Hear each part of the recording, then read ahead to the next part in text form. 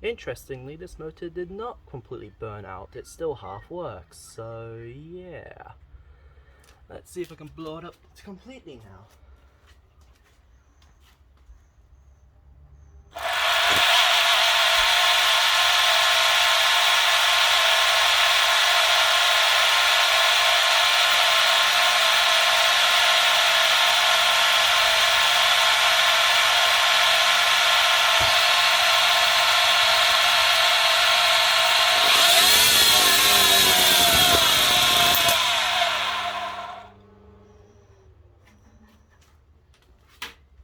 Wow, that was nice!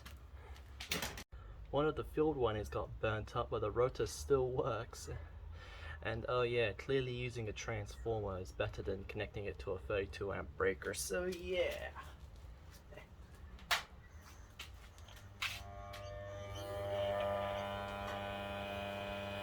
Oh, there it goes.